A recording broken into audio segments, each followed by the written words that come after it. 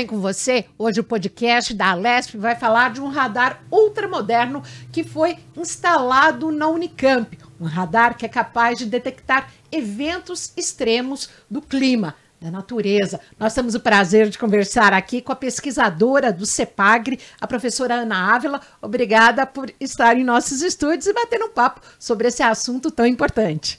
É um prazer estar aqui com você, Renata. Ana, o que é o CEPAGRE? O CEPAGRE, ele é um centro de pesquisas meteorológicas e climáticas aplicadas à agricultura. Então, ele tem, é um centro, dentre outros, da Unicamp, que tem por finalidade realização de pesquisas, com foco para a agricultura, mas também defesa civil e outras pesquisas que vêm sendo realizadas em nosso centro. São alguns pesquisadores que trabalham na nossa equipe. Você começou no CEPAGRE na década passada. Sim, exatamente. Na verdade, eu já estou há 20 anos no CEPAGRE. Mas o projeto do radar aconteceu por quê e como? Então, o projeto do radar, ele foi motivado especialmente por um evento severo que Campinas sofreu. Na verdade, a região metropolitana de Campinas, mas principalmente a cidade de Campinas, sofreu em 2016. Foi um fenômeno extremo, denominado de microexplosão, que trouxe um dano material expressivo para a cidade e provocou pânico na população em função dos estragos que houve, né? E com isso, então, a gente foi demandado para que a gente tivesse, que respondesse a pergunta de o que a meteorologia poderia fazer para que a região metropolitana de Campinas não fosse pega de surpresa em eventos tais como esses, uma vez que eles poderiam se repetir em momentos futuros. E a resposta veio. A resposta é a aquisição de um equipamento, que é um radar, e juntamente com uma equipe que pudesse olhar para esses fenômenos 24 horas por dia, porque a gente não sabe quando nem onde eles vão ocorrer. Então não basta ter o radar, tem que ter um pesquisador ali dia e noite acompanhando os mapas que são emitidos. Como é que funciona isso? Sim, exatamente. O radar, ele é um sensor que ele vai nos mostrar os fenômenos, né?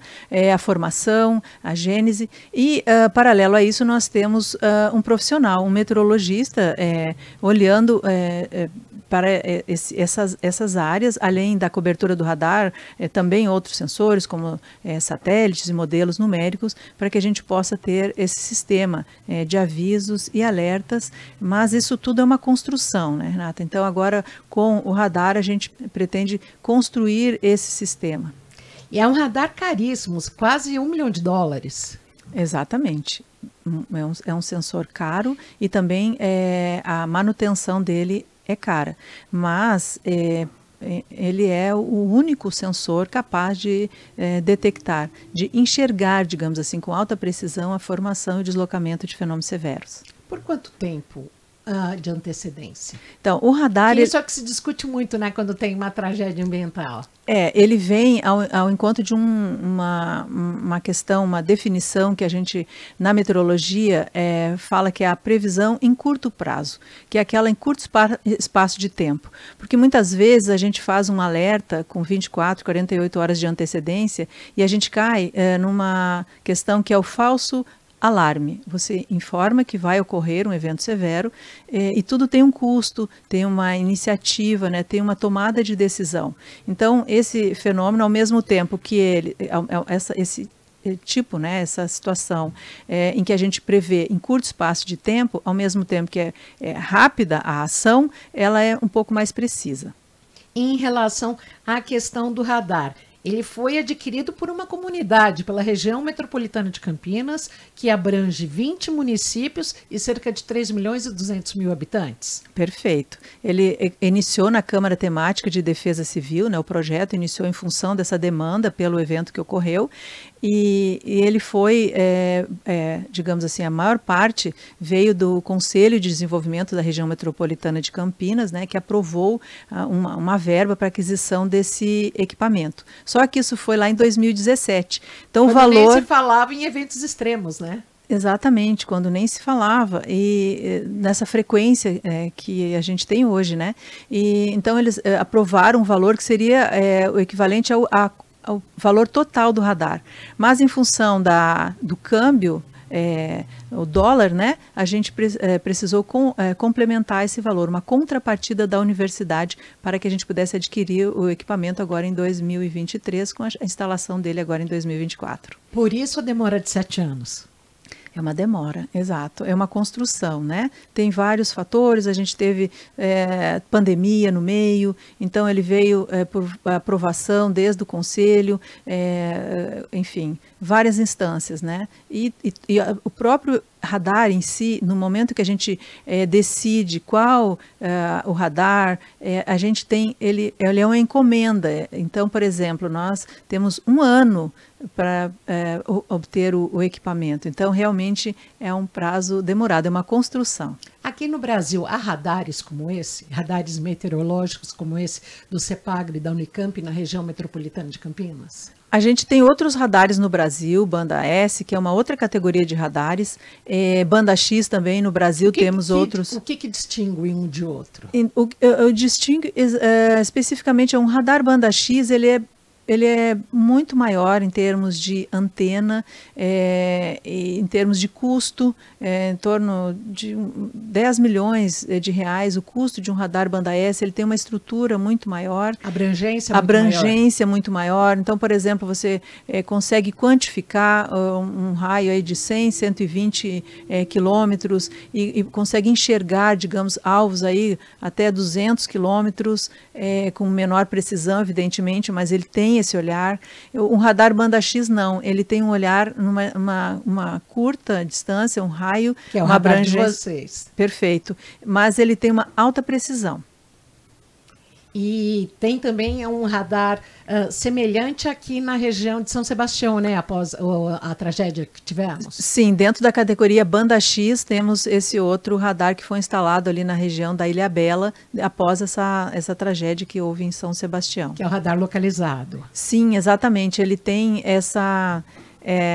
esse raio mais curto, né? Um raio menor, exatamente pela categoria do sensor. Explica para o nosso telespectador, para o nosso internauta que é leigo, como que funciona o radar, no caso específico do de vocês, da Unicamp, lá de Campinas. Ele é uma antena que ele fica fixa, né, sobre uma torre, ele precisa ter um ângulo de visada muito amplo, então ele precisa ser colocado numa área alta, porque no momento que ele tem a barreira, ele não, digamos, ele não detecta o alvo, então ele é um sensor ativo, então ele emite ondas, né? Na frequência da banda X, ele emite, né, e faz varreduras. Essas varreduras são programadas e ele varre a atmosfera, tanto fazendo esse giro aí de 360 graus e fazendo essa varredura, fatiando a atmosfera, né, naquelas varreduras. Então ele faz uma varredura, retorna, faz outra e vai montando aí essas várias fatias que ele vai monitorando essa atmosfera. 24 horas por dia. Exato, ele funciona sempre. E tem um gerador?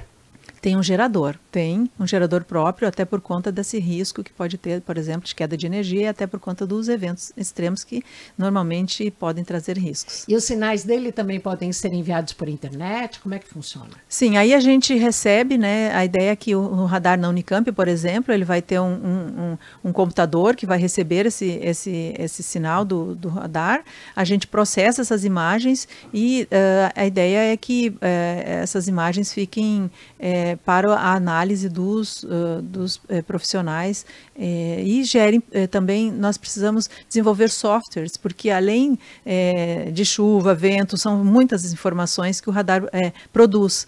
Então, o software que a gente pretende desenvolver, ele tem essa proposta de integrar várias informações para que agilize em caso de avisos e alertas.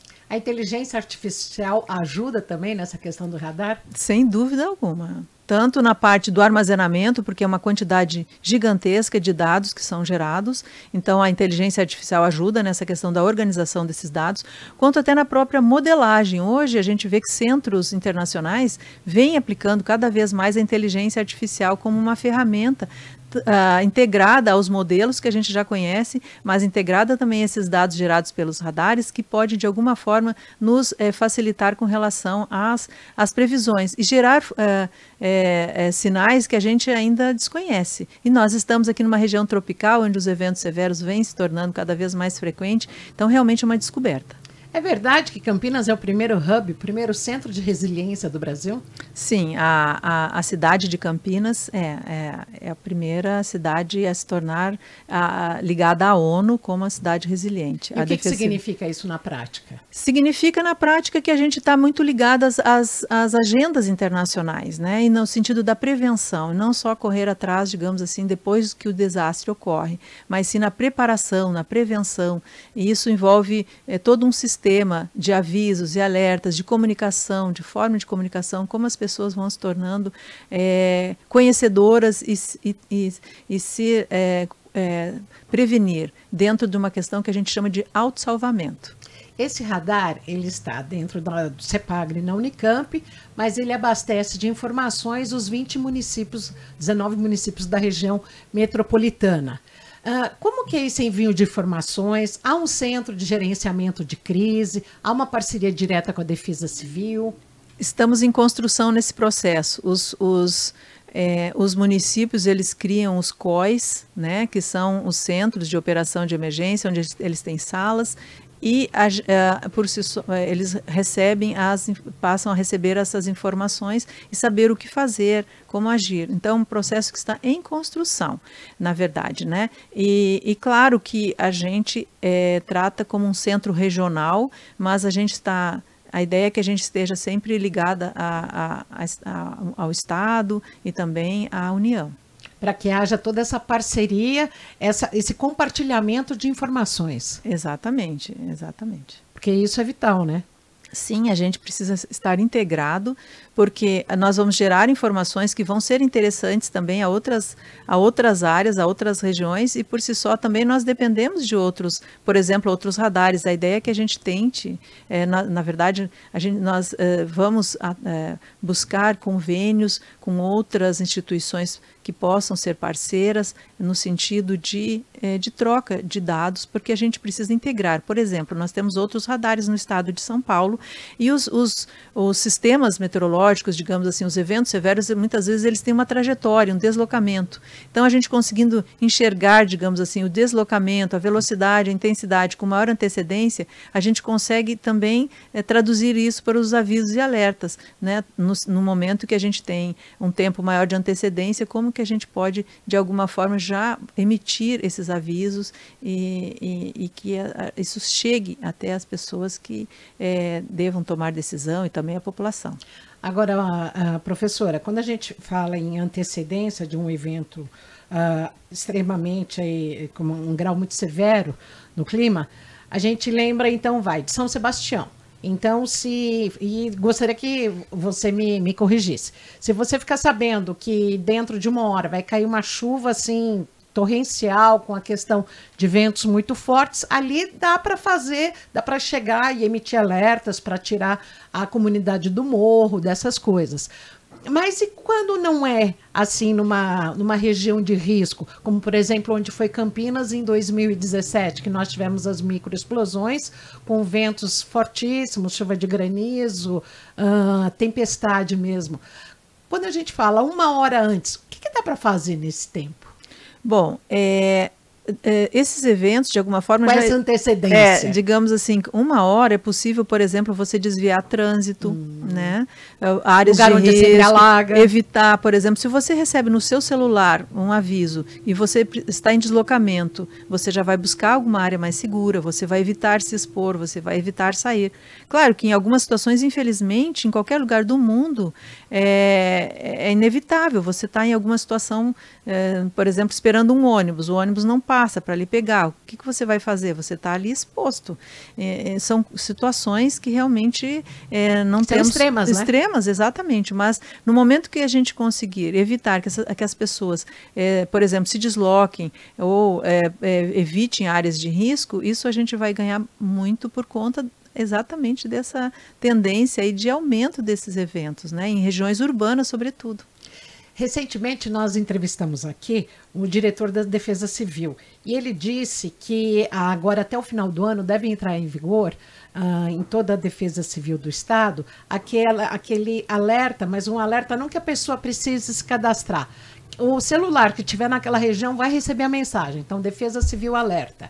Isso é importante, que é como acontece nos Estados Unidos, que já tem até os rádios com as bandas, tudo. Qual que é a importância disso? É muito importante. Eles falam broadcast, né, acho? Exato, exatamente. É muito importante. Uma questão também, Renata, que é muito importante é o seguinte: nós aqui no Brasil estamos aprendendo a lidar com essas situações. O nosso país não é um país onde tradicionalmente ocorrem os eventos severos, felizmente. Por exemplo, os Estados Unidos, eles já têm o conhecimento dos tornados, dos furacões. Nós aqui não temos, então a gente ainda é um pouquinho teimoso. Às vezes a gente vê um alerta, mas a gente ignora. Então, excesso de confiança? Exato. A gente acha que a gente é otimista demais, né? Acha que aquilo não vai ocorrer. Então, a gente precisa trabalhar um pouco mais, tanto a nossa ação diante de um alerta, de um aviso, quanto na precisão dos alertas e avisos, né? Então, é uma questão que anda junto. Então, acho que é super importante, se a gente tiver com 1 hora, com 30 minutos, um alerta, a gente vai sentir, assim, a diferença com relação ao autossalvamento. Para a pessoa ter uma ideia, para quem é daqui da capital, eu cito um corredor viário muito conhecido que liga a Zona Norte à Zona Sul, ao aeroporto de Congonhas, passa bem ao lado aqui da Assembleia Legislativa no Parque Ibirapuera, que é o corredor da Avenida 23 de Maio. E quando nós temos aí alertas de fortes chuvas, a CET já vem, que é a nossa companhia de engenharia de tráfego, já vem interdita todas as áreas onde sabemos que há riscos de inundações severas. Não só aqui bem próximo à Alesp, mas também na região central, como tem o túnel do Anhangabaú, que já ficou alagado. Sim, exatamente. É nesse sentido que os alertas são extremamente bem-vindos. Imagina você com seu carro numa hora de trânsito e a chuva trazendo alagamento, risco. É uma situação muito desesperadora.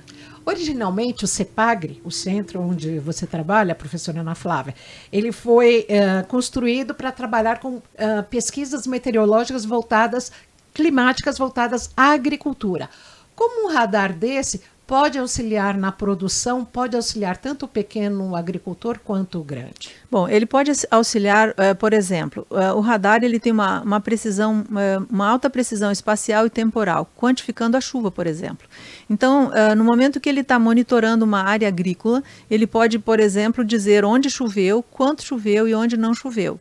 Então, por exemplo, se um agricultor usa o sistema de irrigação, ele já sabe, opa, aqui eu consigo irrigar mais, aqui eu irrigo menos. Então, eu economizo água, economizo tempo, economizo pessoas que vão se dedicar àquele trabalho. E também na questão do alerta. Aí o radar ele vem como uma complementação, porque muitas vezes, por exemplo, granizo, o agricultor não tem o que fazer, por exemplo, vem um granizo. Não tem domínio de toda a sua gleba de terras, né? Exato, e nem tem como evitar, por exemplo, danos por um granizo. Mas, por exemplo, num sistema integrado, em que a gente tenha um olhar integrado com radar e outros sensores, modelos numéricos, satélites, você consegue, por exemplo, alertar com relação a eventos de frios, por exemplo, ondas de frio intenso, e aí o agricultor com um certo tempo de antecedência ele consegue tomar algumas medidas, né? Uma outra questão importante é que o radar ele mede a chuva, mas se não chover, significa que nós estamos também monitorando a ausência da chuva. A crise hídrica. A crise hídrica, exatamente, em bacias, a quantidade de água que entra numa bacia, que sai, associada a modelos hidrológicos. Então, assim, é uma série de informações que a gente vai integrando. Então, por exemplo, se o agricultor sabe que não choveu, ele já tem o risco, por exemplo, maior, ele já sabe que ele não deve fazer determinados tratos culturais, ou ao mesmo tempo ele deve implementar outros que são necessários. E em relação a essa questão da agricultura, vocês pretendem a médio prazo vender esse trabalho para um trabalho setorizado para essas áreas agrícolas no entorno de Campinas? Sim, a gente pretende trabalhar essa questão do setor público-privado, urbano-rural. Né? Então, por exemplo, ali a região de Campinas, a gente tem um aeroporto também, a gente tem as áreas, né, um sistema de transporte, rodovias, a gente tem a questão agrícola, né, exportação de frutas, e a gente também tem a questão de explorar um pouco mais essa parte urbana, de hortas urbanas também, de áreas onde hoje a gente tem o potencial, por exemplo, para desenvolvimento agrícola, que pode trazer um pouco, inclusive, mais para próximo do mercado, áreas que podem produzir, e você reduz o transporte, o deslocamento, né? Então a gente também pretende trabalhar essa questão urbano, rural, voltado para essa questão agrícola, que é super importante. Hoje esse radar, ele dá conta e deixa vocês lerem as informações, receberem as informações com 1 hora de antecedência, com essa precisão. Até então, o que vocês tinham, e lembrando no fenômeno extremo que vocês tiveram em 2017? Então, a gente ali não tem um monitoramento de um radar muito próximo. Que é o de Bauru, né? Exato, é o de Bauru, e depois tem outro aqui da SAINSP, aqui na região, em Ponte Nova, aqui próximo, né? Enfim, são informações que muitas vezes a gente não tem acesso, você tem que pagar por elas, não estão disponíveis, né? Então, por exemplo, o evento que ocorreu ali em 2016, uma questão que foi identificar o fenômeno, né? O que estava acontecendo foi um fenômeno de difícil diagnóstico, né? Diferente, por exemplo, de Jarinu, que no mesmo dia, na verdade, à noite, né, a gente teve um tornado. Foi muito fácil o diagnóstico daquele fenômeno. Já em Campinas, não. Até pela própria área de atuação, de onde ocorreu o fenômeno, foi uma extensa área, né? Os danos que aquilo provocou. Então, assim, o que ocorreu... Então, ele serve tanto para a parte até do próprio monitoramento, uma vez que ocorreu o desastre, no pós-desastre, saber exatamente onde ocorreu e a intensidade do fenômeno, quanto a gente também ter essa informação com um pouco mais de antecedência, né? Ana, na academia, os pesquisadores trabalhavam, já vem se discutindo essa questão de eventos climáticos, que o tempo está mudando, que as geleiras estão derretendo. Vocês achavam que fosse nessa velocidade ou a velocidade os surpreendeu? A velocidade está nos surpreendendo, né? O ano de 2023, seguindo Porque agora... Porque em 2016, quando começaram a trabalhar nesse projeto, sequer pensavam, falavam, isso pode acontecer daqui a algumas décadas. Sim, exatamente. Para o radar que está sendo instalado hoje. Sim, exatamente. Não tínhamos essa ideia de que as coisas aconteceriam com tanta rapidez. O ano de 2023 e agora em 2024, a gente está sendo surpreendido por muitos eventos severos, né, que de norte a sul do Brasil, com uma alta frequência, isso um olhar para o nosso país, mas de forma global, né, nós estamos frequentemente, constantemente, sob efeito de eventos severos. E o que fazer diante disso? Bom, nós temos a questão ainda da mitigação, que é você evitar a emissão de gases de efeito estufa, e a questão da adaptação frente aos eventos severos, né? Eu acho que esse projeto ele vem exatamente ao encontro dessa linguagem, que é da questão da adaptação. Dado que nós temos situações... resiliência, né? Da resiliência, exato. Da resiliência, de entendermos os processos, sabermos onde essas pessoas estão morando, as áreas de risco, evitar um planejamento urbano futuro, né? Então, nós temos, na verdade, uma escala imediata, de ações imediata, a médio prazo e a longo prazo, que são questões de um planejamento futuro, uma vez que tudo indica, né, na verdade nós já estamos adiantados desses eventos severos que estavam aí previstos para 2040, nós estamos agora já com eles acontecendo. As próprias altas temperaturas que o Instituto Copérnico na França vem registrando globalmente, né? Exatamente. Nós estamos em média global 1,5 graus acima do esperado aí da época pré-industrial. Então é muita coisa, porque 1,5 graus, na média, é isso que a gente está vendo, né? Temperaturas extremamente altas, o inverno com poucos dias com baixas temperaturas, né? Um inverno extremamente quente, primavera quente, verão, pouca chuva. Nós tivemos aí um verão aí, de 2023, 2024 com um volume de chuvas bastante abaixo do esperado. Essa escassez hídrica preocupa, pensando no Brasil inteiro, lembrando dos caudalosos rios da Amazônia até aqui a nossa região? Preocupa. E, por outro lado, o excesso de chuvas no sul. Preocupa bastante. Um radar como esse conseguiria constatar essas chuvas ali na região do Vale do Taquari, no Itajaí, ali por aí? Se ele tivesse numa localização dentro de um raio de alcance, sim, ele conseguiria integrado a todo um sistema, né, de avisos, de alertas. Para mitigar Exato. os acidentes. Exato. E em relação às queimadas, como é que foi você vivenciar essa época de queimadas lá em Campinas? É um estresse muito grande. Porque...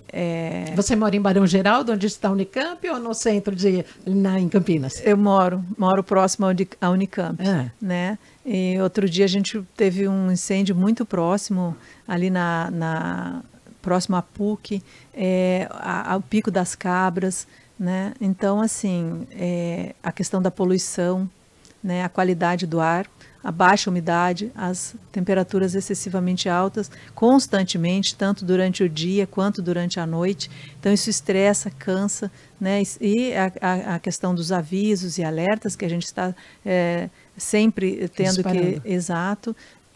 Embora ressalto que nós não somos um órgão oficial, né? Isso é uma questão também que nós precisamos trabalhar, porque nós não somos um órgão oficial que demande informações de avisos e alertas, como, por exemplo, o CEMADEM, ou enfim, a Defesa Civil. Exato. Então, mas de qualquer forma, sempre respinga um pouco também para nós. Vocês compartilham. E entre os meteorologistas, nessa época agora recente das queimadas, o papo não era outro, não só entre os meteorologistas, mas também na família? Como é que era conviver com essa questão da queimada? É uma questão que estressa, né? Por exemplo, eu tenho minha mãe que é idosa, né? Então você precisa sempre ficar atenta, por exemplo, à questão da hidratação, à questão da exposição às altas temperaturas, da variação térmica. Você sai de um ambiente com ar-condicionado, com uma temperatura muito diferente. Então eu acho que isso foi a realidade vivida, né? Pela maioria das pessoas, e sem falar naquelas pessoas que não dispõem de um ar-condicionado, né, que estão expostas totalmente às intempéries, às altas temperaturas, tanto durante o dia, no deslocamento, no trabalho, quanto durante a noite. Um grande especialista em clima, em poluição, professor Paulo Saldiva, esteve aqui também no podcast recentemente. E ele falou que a médio prazo, inclusive com estudos do Instituto Copérnico, tudo que se trabalha, é que as pessoas virão a morrer de calor e não de frio. Porque do frio tem como se agasalhar, tirando as pessoas da rua, colocando numa área aquecida, mas do calor nem todo mundo vai ter dinheiro, não vai ter energia para um ventilador. O que você acha? Sim, é um fato, né? Por conta até do próprio trabalho, né? Da exposição das pessoas, né? Da própria população que está vulnerável. Então, realmente, e o calor, ele traz consequências muito sérias para a nossa saúde, várias delas, né? Então, realmente, é um risco muito maior, né? Se a gente fala em Europa, Estados Unidos, Índia, as construções em determinadas regiões, aqui nós não temos a estrutura para o ar-condicionado. E na Europa, eles estão preparados para o frio e não para o calor. A construção deles não tem uma ventilação. Então, eles também ficam muito expostos, e a população idosa, mais risco ainda. O exemplo foi a Olimpíada de Paris, né? Que o Brasil fez a instalação ali, meio que manual, de cada ar-condicionado na vila, né? Onde os atletas ficaram. Exatamente. por conta de tudo isso. Agora conta um pouquinho de você para a gente. Por que fazer e seguir por essa área para estudar o clima? Olha, Renata, quando eu entrei na faculdade, na década de 80, eu entrei porque eu gostava de física, matemática, e eu me encontrei quando eu fui fazer a disciplina de agrometeorologia, porque eu gostei sempre de clima e agricultura, né? E o nosso coordenador, eu fiz a Universidade Federal de Pelotas, ele sempre dizia: a meteorologia é o curso do futuro, é o curso do futuro. E aquilo sempre, e ele sempre procurando nos motivar, né? E eu não me sinto em outra área a não ser a meteorologia, o trabalho que eu faço hoje. Eu me sinto uma profissional muito feliz, muito realizada, porque eu tenho um dinamismo muito grande na minha área de atuação. E dentro do CEPAGRE, essas previsões que vocês fazem, muitas vezes on demand, sob demanda, acaba dando resultado prático, com uma melhor produção, com uma troca de cultura?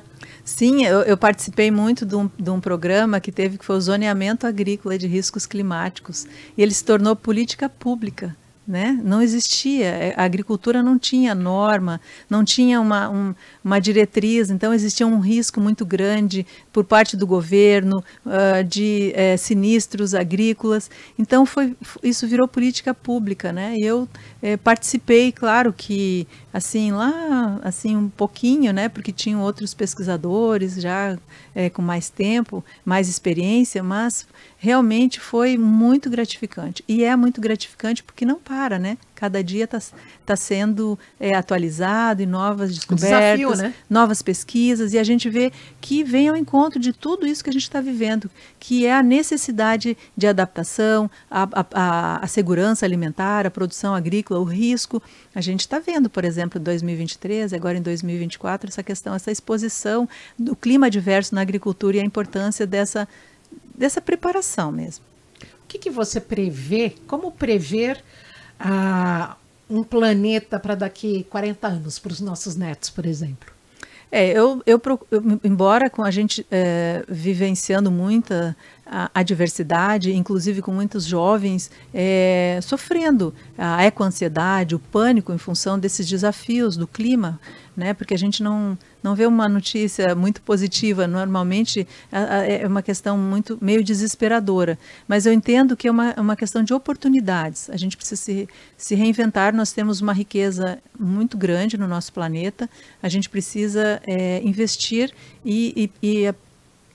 desses desafios, trazer oportunidades, novas áreas, evitar o desmatamento, trazer uma resiliência maior.